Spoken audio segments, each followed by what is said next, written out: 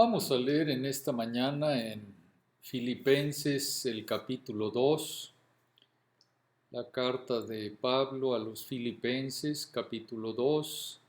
Vamos a leer ahí de los versículos 1 al 4. Filipenses capítulo 2, versículos 1 al 4. La Biblia dice, por tanto, si hay alguna consolación en Cristo, si algún consuelo de amor, si alguna comunión del Espíritu, si algún afecto entrañable, si alguna misericordia, completad mi gozo, sintiendo lo mismo, teniendo el mismo amor, unánimes, sintiendo una misma cosa. Nada hagáis por contienda o por vanagloria, antes bien con humildad, estimando cada uno a los demás como superiores a él mismo, no mirando cada uno por lo suyo propio, sino cada cual también por lo de los otros. Un anuncio en el Journal Word decía: engrasaremos su máquina de coser y ajustaremos la tensión en su hogar por solo $1. ¿A quién le importa si engrasan la máquina de coser? Si tan solo alguien pudiera ajustar la tensión de nuestros hogares, apuesto a que todos pagaríamos con gusto $100 o $200. Todos anhelamos armonía en nuestras relaciones, pero parece ser un bien muy escaso. Entramos en el matrimonio con grandes esperanzas de armonía. Es muy fácil llevarse bien con esta agradable criatura con la que me voy a casar. Estamos enamorados, así que no tendremos problemas serios. Pero luego, unos meses después, dentro de la realidad, descubro que no es tan agradable como había yo pensado. De hecho, tiene algunos problemas en los que yo necesito ayudarla. Uno de sus principales problemas es que no ve las cosas a mi manera. Mientras trato de ayudarla con sus problemas, descubro que tiene otro problema, que es terca y que no va a cambiar. Queremos relaciones armoniosas con nuestros hijos y sin embargo el distanciamiento entre padres y adolescentes es bien conocido. Queremos armonía en nuestra asamblea, pero esas personas en la asamblea son tan poco amorosas. ¿Sabes lo que me dijo fulana? No sé quién cree que es.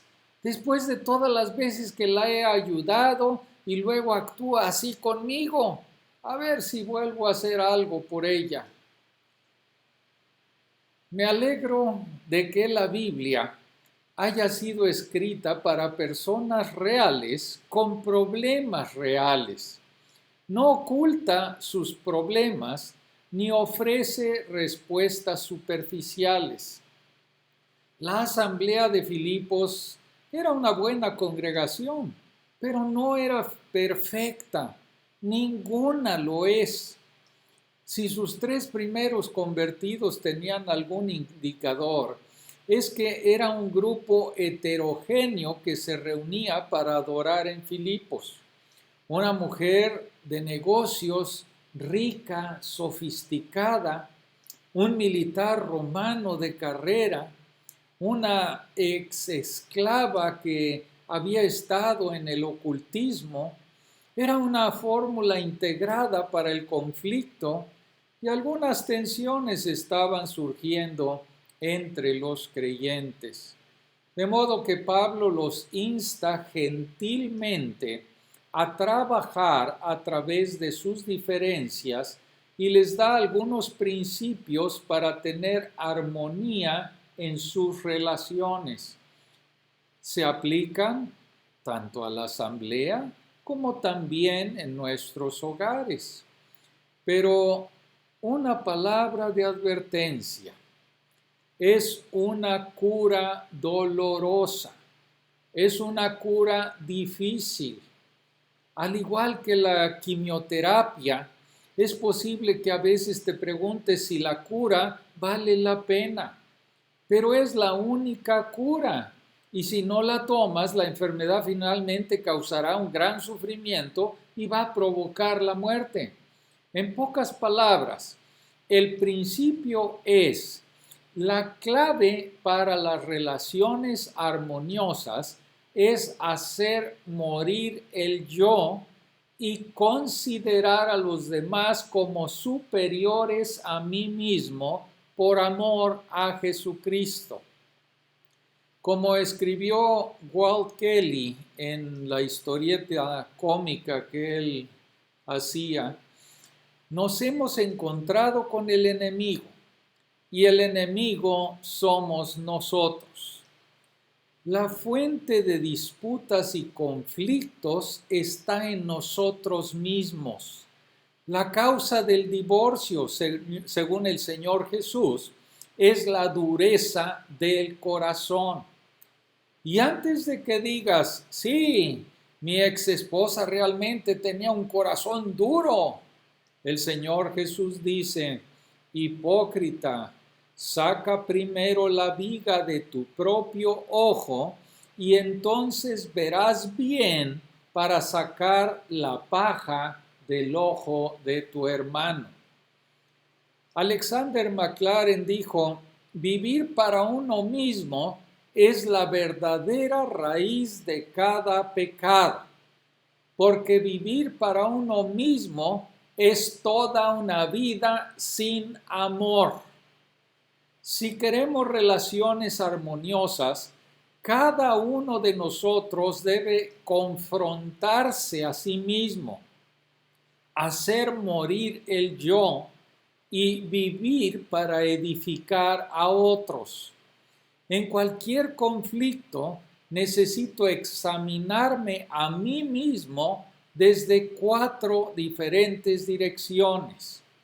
La primera: en cualquier conflicto necesito mirar mi propia comunión con Cristo. ¿Estoy motivado por su gran amor? Dice el versículo 1: por tanto, si hay alguna consolación en Cristo, si algún consuelo de amor, si alguna comunión del Espíritu, si algún afecto entrañable, si alguna misericordia. La única fuerza lo suficientemente poderosa para motivarnos a crucificar nuestro yo, y es un proceso que dura toda la vida, es el gran amor de Dios en Cristo Jesús. Entonces, Pablo comienza su súplica por la unidad con un llamado a pensar en su experiencia del amor de Cristo. Aquí la palabra sí, que comienza cada cláusula, no es en el texto original una palabra de duda o de incertidumbre. Más bien se puede traducir por tanto. Ahora, si parafraseamos esto, podemos decir: por tanto, a la luz de nuestra misión de proclamar a Cristo, si alguna vez han recibido aliento en un momento de necesidad debido a su unión con Cristo, y sé que lo han recibido, si el amor de Cristo alguna vez les ha dado consuelo en las pruebas, como yo sé que lo ha hecho, si han conocido ese vínculo común con Dios y los demás que proviene del Espíritu Santo, de hecho hemos conocido ese vínculo juntos, si alguna vez han sentido en el fondo de su ser la tierna preocupación que Cristo tiene por ustedes, como todo cristiano la ha sentido, entonces completen mi gozo, llénenme de alegría, dice Pablo, resolviendo cualquier conflicto, hasta que lleguen al lugar de la verdadera unidad de corazón, unidos en alma y unidos en pensamiento. El apóstol viene a decir entonces, por cuanto hay tanto aliento en Cristo, por cuanto su amor tiene una persuasión tan inmensa, por cuanto el Espíritu Santo nos une a todos en una comunión tan maravillosa, y por cuanto hay un afecto tan entrañable y compasivo en el cristianismo, deberíamos poder convivir en feliz armonía unos con otros. Ahora, hay 4 facetas de la súplica de Pablo. Aquí dice consuelo en Cristo o aliento en Cristo. Consolación es la palabra griega paraklesis, una palabra compuesta que significa alguien llamado al lado de otro para ayudar.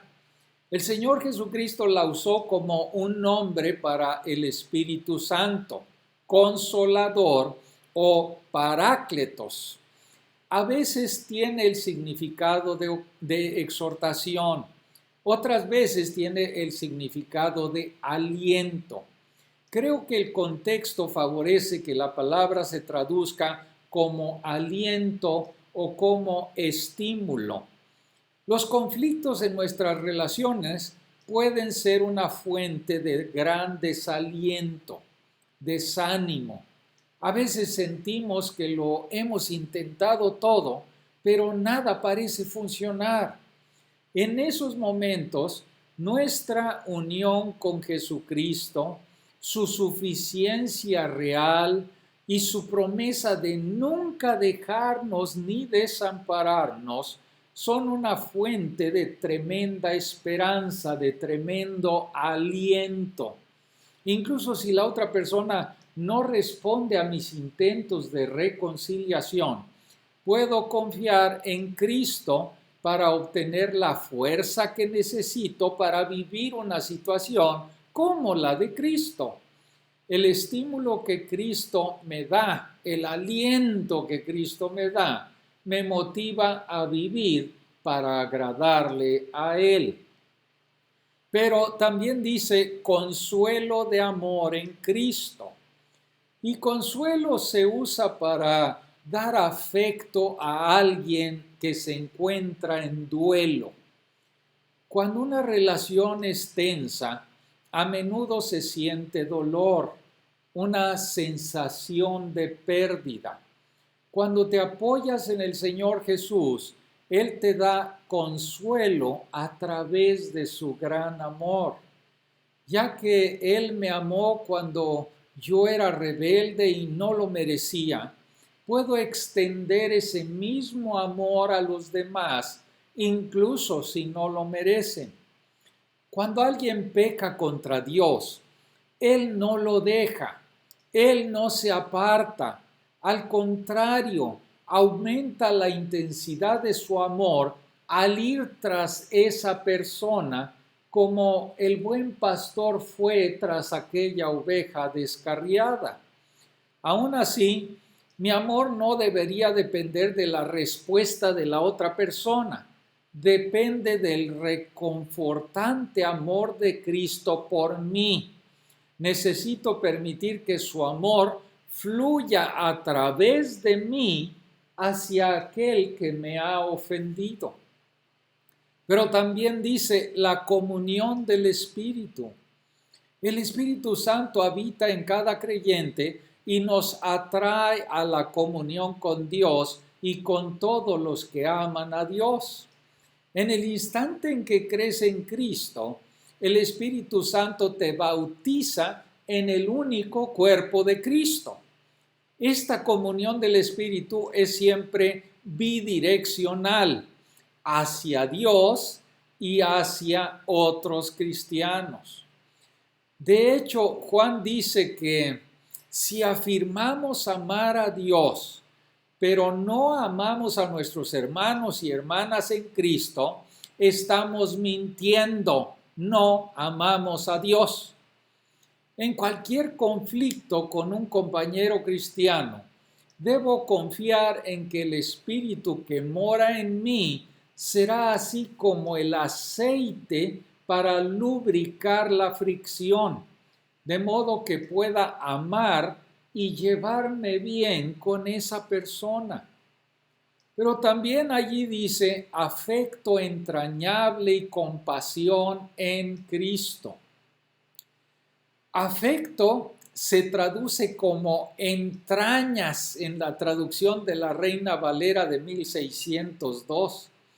Tanto el afecto como la compasión apuntan al elemento emocional en el amor de Dios. El Señor Jesús miró a las multitudes y tuvo compasión de ellas porque estaban desamparadas y dispersas como ovejas que no tienen pastor. Gracias a Dios que no me miró y dijo, tonta oveja, te sirve bien estar sufriendo porque eres un pecador. Gracias a Dios que tuvo compasión de mí. Y ahora, habiendo recibido su compasión y sus tiernas misericordias, debo mostrar lo mismo a otros pecadores, incluso si no lo merecen. Debemos ver cada conflicto o problema en nuestras relaciones como una oportunidad para aprender más de Cristo. ¿Alguien me trató de manera ofensiva? Jesús fue tratado ofensivamente, pero aún así él amaba. ¿Pisotearon mis sentimientos? Claro que el Señor Jesús conocía ese tipo de trato. Mis amigos me abandonaron en mi momento de necesidad. Los discípulos abandonaron a Jesús en su juicio y en su crucifixión. ¿Me traicionó un colaborador cercano? Jesús fue traicionado por Judas. Tal vez te sientas maltratado, tal vez te sientas no amado o traicionado por un miembro de la familia o un hermano cristiano. Acércate a Jesús, entra en su corazón de amor por ti, a pesar de que tú lo pusiste en la cruz. En cualquier conflicto en mis relaciones con otros, primero debo mirar a mi comunión con Cristo y preguntarme, ¿estoy motivado por su gran amor? Pero en segundo lugar, en cualquier conflicto debo fijarme en mi actitud. ¿Estoy buscando la unidad o estoy buscando mi propio camino? El versículo 2 dice, sintiendo lo mismo. Y ocurre de nuevo al final del versículo, sintiendo una misma cosa. Y 10 de las 26 veces que se usa este verbo froneo en el Nuevo Testamento, que tiene el matiz de actitud o estar dispuesto mentalmente, se encuentra en Filipenses. Existe una correlación directa entre actitud y gozo es el tema dominante de esta carta. El gozo de Pablo se llenaría hasta el tope, no si salía de la cárcel, sino si escuchaba que los filipenses estaban orientados hacia el amor y hacia la armonía. También existe una correlación entre actitud y relaciones armoniosas. A veces nos equivocamos al pensar que las buenas relaciones ocurren por accidente. Vemos un matrimonio feliz o una familia en la que todo el mundo parece llevarse bien y pensamos, qué suerte tienen. O bien un matrimonio que está teniendo un conflicto y ese matrimonio piensa, tal vez deberíamos encontrar simplemente a alguien más compatible. Pero las relaciones armoniosas no son una cuestión de suerte o compatibilidad natural. Están construidas sobre una mentalidad que trabaja para buscar esa unidad. Y hay 4 facetas en esta actitud. Primero dice la misma mente, literalmente, que tú pienses lo mismo. Obviamente, Pablo no quiere decir que todos debamos ver todos los asuntos exactamente igual. Tampoco quiere decir que se supone que debamos dejar a un lado la verdad esencial en aras de la unidad, como vimos en el capítulo 1 y el versículo 20. Debemos mantenernos firmes en la fe del Evangelio.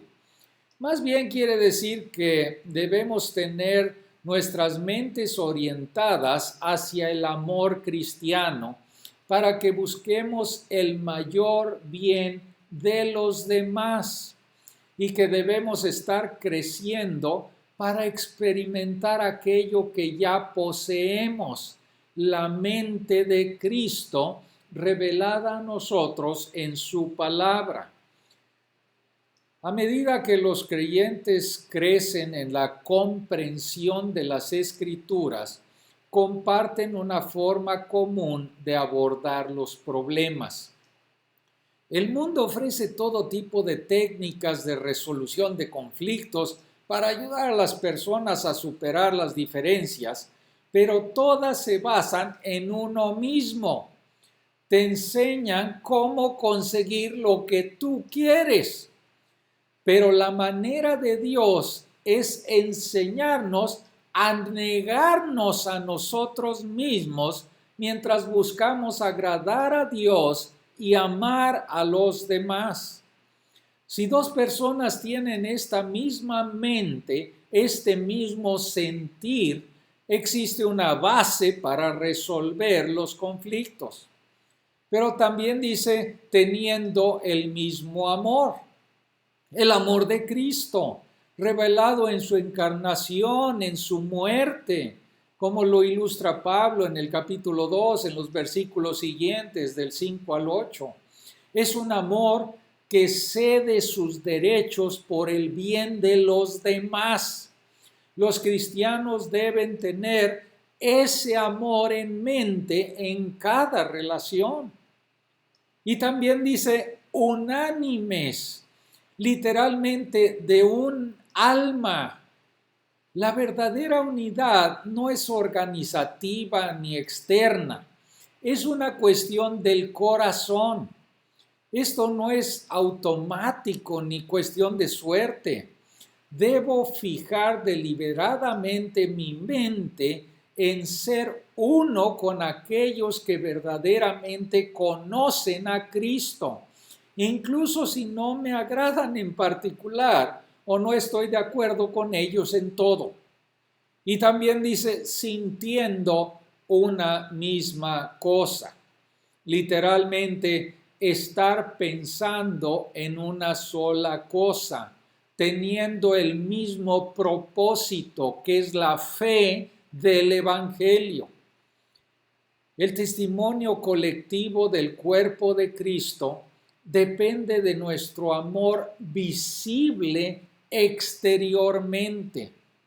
Si me inclino por el Evangelio, también tendré la intención de llevarme bien con mis hermanos cristianos y especialmente con los de mi propia familia. Entonces, en cualquier conflicto, debo preguntarme, ¿mi enfoque es mi felicidad y complacerme a mí mismo o mi enfoque es exaltar a Cristo? Si ambas partes tienen la intención de exaltar a Cristo, honrando su palabra de verdad y viviendo para el bien supremo de cada uno, existe entonces una base sólida para resolver conflictos. Por lo tanto, en cualquier conflicto, primero debo mirar mi comunión con Cristo.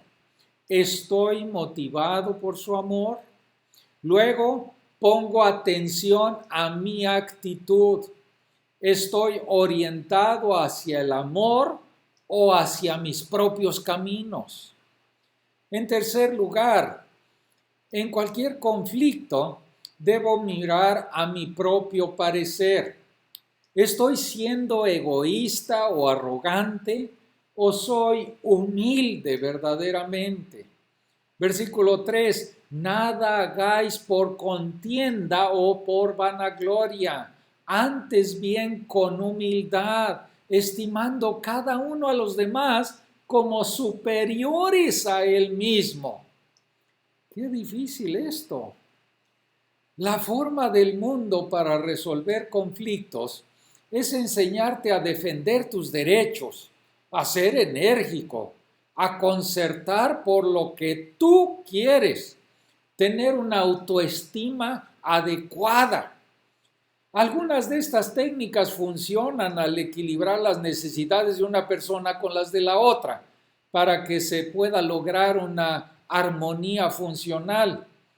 Los psicólogos cristianos han importado estas cosas al por mayor a la iglesia, pero el problema es que las costumbres del mundo no abordan la raíz del problema, que es el orgullo, es el yo. Varios estudios realizados en los últimos años muestran que las personas definen consistentemente sus objetivos finales en términos de autorrealización. Ven el matrimonio, ven el trabajo e incluso la misma asamblea como formas de realización personal. No es sorprendente que las personas en general sean egoístas.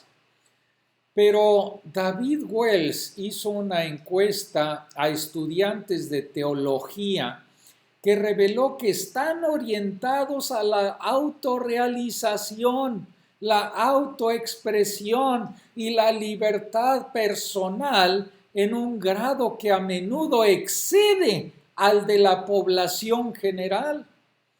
En su encuesta en 1993, el 40% de los encuestados afirmó que realizar todo mi potencial como ser humano es tan importante como poner a los demás antes que a mí mismo. Y Wells continúa observando, si Cristo hubiera sostenido esta creencia, por ejemplo, habría terminado con todas las perspectivas de la encarnación. En contraste con estas costumbres mundanas, Pablo dice que los cristianos no deben hacer nada por contienda o por vanagloria. Contienda significa tener un espíritu partidista o de campaña para elección por un cargo. Un político trata de ganarse un seguimiento para sí mismo, fortaleciéndose y, si es necesario, humillando a sus oponentes. Contienda es el deseo de ser el número uno, cueste lo que cueste. Es la misma palabra que Pablo usó en el capítulo 1, versículo 16, de aquellos que predicaban por contención o ambición egoísta. En Gálatas 5:20 es una de las obras de la carne, donde dice celos, iras, contiendas. Muchas asambleas sufren porque algunos de los líderes ven su posición como una forma de promoverse hacia ellos mismos. Algunos maridos abusan de su autoridad en el matrimonio de la misma manera. Pero los cristianos no deben hacer nada por este motivo egoísta. Vanagloria es estar inflados con un sentido de nuestra propia importancia, pensar que somos realmente grandes. Habla de la soberbia, de la propia exhibición. A.B. Bruce, en su clásico El adiestramiento de los 12, observó: el objetivo de la astucia satánica es que se reconozca el interés propio como el fin principal del hombre. En el huerto, el llamado de Satanás a Eva fue para desarrollar su autoestima, haciéndola pensar que podía ser como Dios. Toda esta enseñanza de la autoestima que ha inundado la iglesia no proviene de las Escrituras, sino de Satanás. No te ayuda a tener armonía en tus relaciones, se opone directamente a las relaciones armoniosas porque alimenta al orgullo. Por lo tanto, no debemos actuar por egoísmo o vanidad. La Biblia dice, antes bien con humildad. Debemos considerar a los demás como superiores a nosotros mismos. Humildad, literalmente humillación de mente. Nuestro problema no es que pensemos de nosotros como inferiores, sino que nos consideramos a nosotros mismos demasiado elevados, demasiado importantes. Incluso la persona que anda por ahí abandonada sobre sí misma es demasiado egocéntrica. Necesitamos apartar nuestros pensamientos de nosotros mismos y centrarnos en las necesidades de los demás.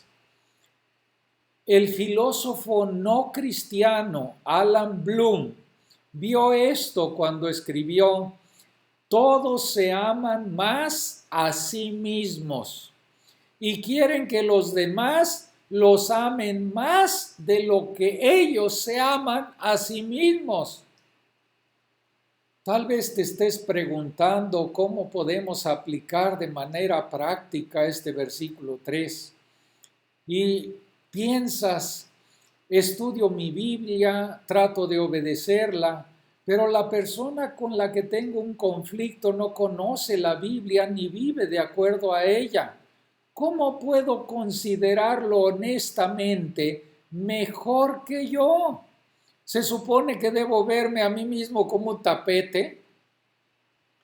Primero, todos debemos reconocer que todo lo que somos y todo lo que tenemos se debe a la gracia de Dios. Porque ¿quién te distingue? ¿O qué tienes que no hayas recibido? Y si lo recibiste, ¿por qué te glorías como si no lo hubieras recibido? 1 Corintios 4:7. Yo merecía el infierno. Dios me ha mostrado misericordia. Si soy inteligente, es un regalo de Dios para ser usado para su gloria, no para la mía. Si tengo dinero, aunque lo haya ganado con trabajo duro, no debo jactarme de él, sino usarlo como mayordomo de lo que Dios me ha dado. Si no estoy esclavizado a varios pecados, no se debe a mí, sino a la gracia de Dios. Debo usar mis dones para ayudar a otros, no para jactarme.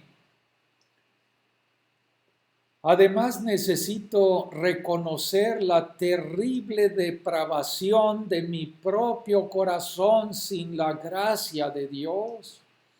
Si no estás creciendo para ver tu propia pecaminosidad cada vez más, simplemente no estás creciendo. Aparte de la gracia de Dios, podría ser un asesino o esclavizarme al pecado sexual. En lugar de condenar a otra persona por su pecado, tengo que lidiar con la viga en mi ojo y entonces puedo acercarme al lado de otra persona y ayudarla con su pecado. Así como yo necesito la gracia de Dios, también la necesita la otra persona. Tal vez su problema no sea uno con el que yo esté luchando, pero yo tengo problemas con los que la otra persona no está luchando. En lugar de mirar con orgullo a mi hermano, como un pecador a otro, necesito mostrarle la gracia de Dios y ayudarlo a alcanzar la victoria en Cristo. Y sin tener más alto concepto de mí, que esa es nuestra tendencia, sino pensando de mí con cordura, con sobriedad, con moderación. Sinceramente necesito reconocer el don o talento singular de mi hermano, conforme a la medida de fe que Dios repartió a cada uno. Por lo tanto, en cualquier conflicto, debo humillarme y estimar a los demás como superiores a mí mismo. Pero fíjense lo que dice William MacDonald. Es fácil leer una exhortación como esta en la palabra de Dios, pero otra muy distinta, apreciar lo que realmente significa y luego ponerla en práctica realmente.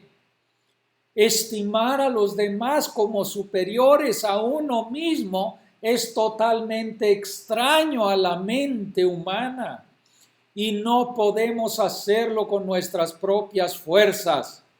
Solo siendo habitados y capacitados por el Espíritu Santo podremos practicarlo. Pero para finalizar, en cuarto lugar, en cualquier conflicto, debo mirar mi punto de vista de los demás. Estoy poniendo sus intereses por encima de los míos. Dice el versículo 4, no mirando cada uno por lo suyo propio, sino cada cual también por lo de los otros. ¿Por qué es totalmente desconsiderada la persona frente a mí cuando en la caja rápida del supermercado tiene 5 artículos por encima del límite y escribe un cheque en lugar de pagar en efectivo? Pero cuando yo lo hago es porque estoy deprisa y tengo una buena razón. Cuando mi esposa no está lista para salir, es porque no planificó bien su tiempo. Pero cuando a mí se me hace tarde, es por circunstancias que escapan a mi control. Cuando mis hijos pierden algo, es porque son irresponsables. Pero cuando yo pierdo algo, es porque tengo muchas cosas en la cabeza. Somos tan egoístas que somos como peces en el agua que no saben que están mojados. Leí sobre un nuevo esposo que se acercó a una taquilla y solamente compró un boleto. Cuando su esposa le reclamó, él respondió rápidamente diciendo, tienes razón, cariño, me olvidé de mí por completo. Sí, ¿cómo no?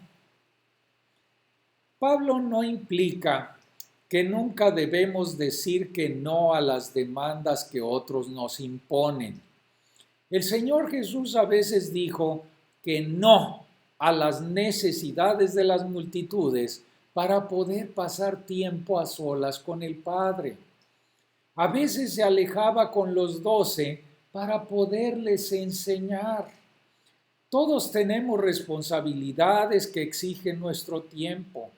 Así que Pablo no quiere decir que dejemos que otros nos pisoteen, pero sí quiere decir que debemos pensar en la otra persona y en sus necesidades e intereses en lugar de pensar en las cosas desde nuestra perspectiva. Es el principio de la regla de oro. ¿Cómo me sentiría yo si fuera él? ¿Cómo me gustaría que me trataran? Así es como debo tratar a la otra persona. Considera a los demás, no solo te consideres a ti mismo. Deberíamos vivir de manera desprendida por los demás, poniendo sus intereses por delante de los nuestros. Un psicólogo secular hizo un estudio en el que pidió a sus sujetos que enumeraran a 10 personas que conocieran bien y que las etiquetaran como felices o no felices. Y luego debían ver la lista nuevamente y etiquetar a cada una como egoísta o generosa, usando la siguiente definición de egoísmo: una firme tendencia a dedicar mi tiempo y mis recursos a mis propios intereses y bienestar. Una renuncia a incomodarme por otros.